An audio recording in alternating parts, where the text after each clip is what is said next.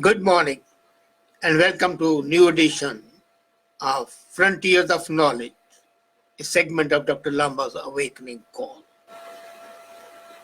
We see inventions every day, but then the discoveries are also taking place. And sometimes such discoveries are mind-boggling.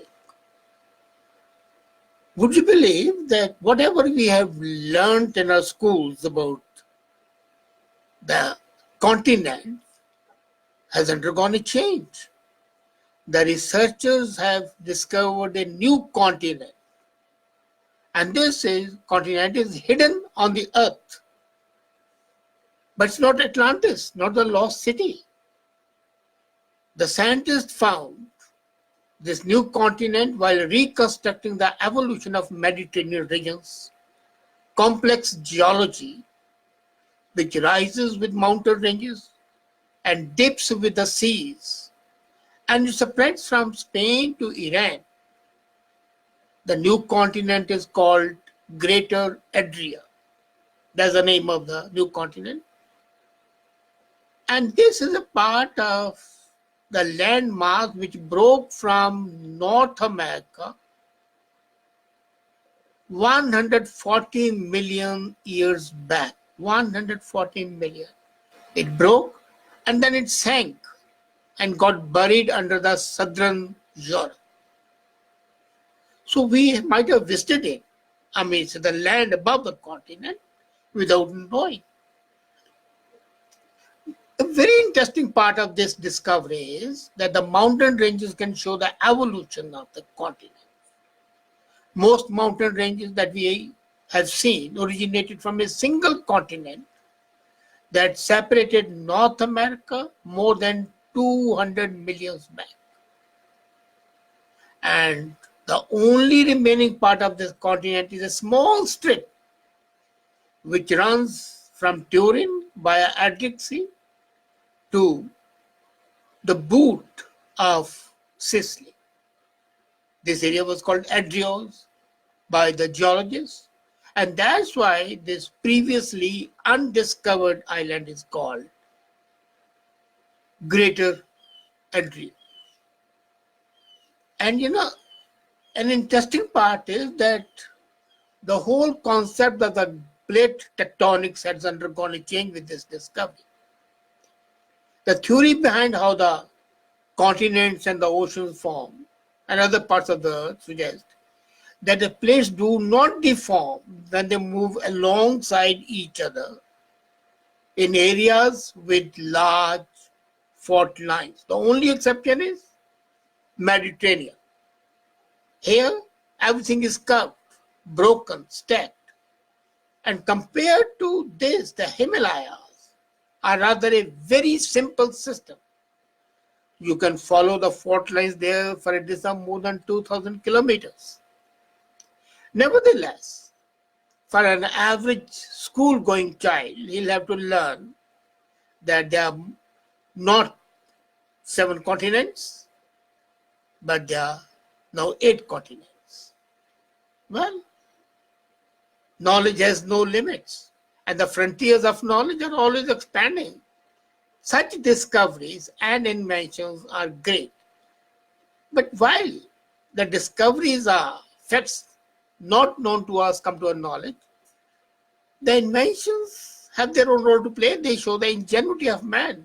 Look, everybody is talking about the oceans being polluted and being full of plastics, which is going to destroy the marine life. And here comes a Dutch company which has developed a drone they call it Aqua Drone. This is like a shark. It floats in the water and eats up 200 million liters of trash in one trip. This drone is called the waste shark because it looks like a shark, the largest fish in the world. It's a filter feeder, and that means it gobbles up small plankton, plastic, everything. It's a long, flat mouth, And it's built on the same principle as I said earlier of the shark. It skims the water silently, no noise, tracks down its prey, and keeps it in its belly. And when it goes back after the trip, it is emptied and set again. And they say this 200 liters of trash in one trip would mean the trip would cover 1.4 hours, 1 hour 40 minutes. But this invention should cool the hot attitudes of the climate change fearing people. But then the climate change can be fought other ways as well. You know that I have always been talking that the biggest culprit are the animal world. Cows, buffaloes, vegetation. And the researchers at the University of California have come up with an excellent idea to fight the climate change and the process is change the food of the cows. So they say instead of giving them the normal fodder, let's provide them a sticky red seaweed. And not the whole of it, just 1/10 of the normal fodder should be replaced by the red seaweed, and it would remove methane resulting from the cow bups.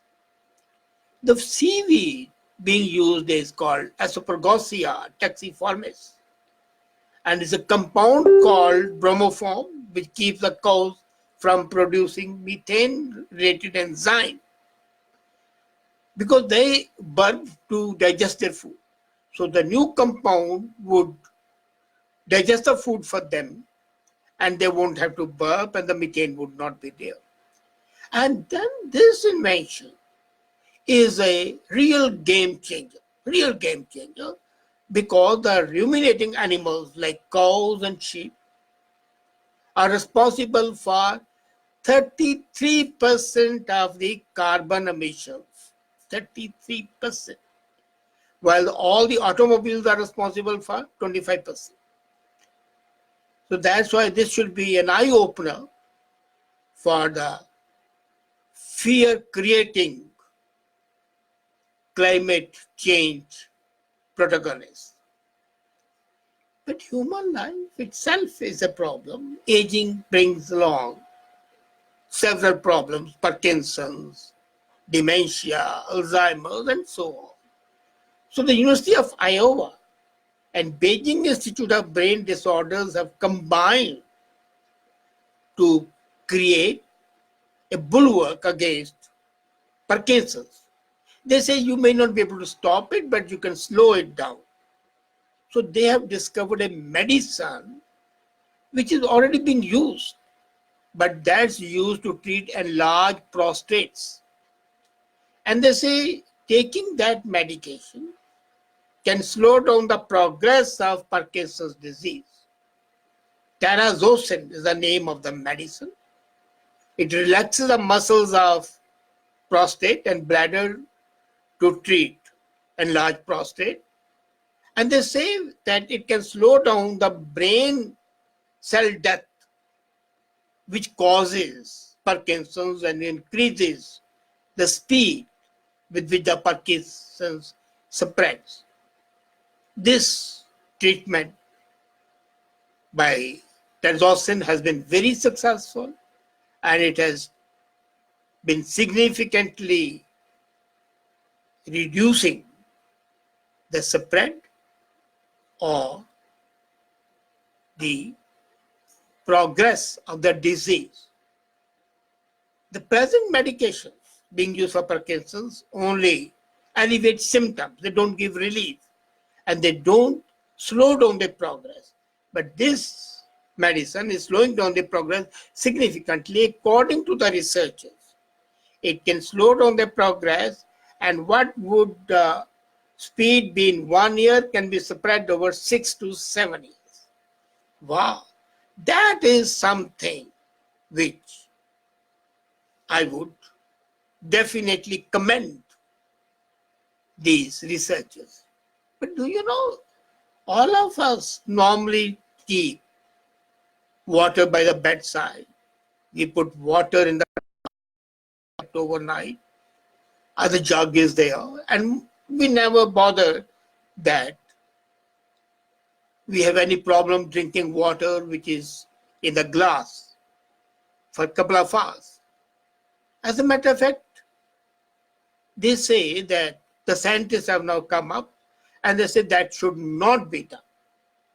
The reason is that when the water is put in the glass for a longer period, longer than 4 to 5 hours, then it becomes acidic in nature.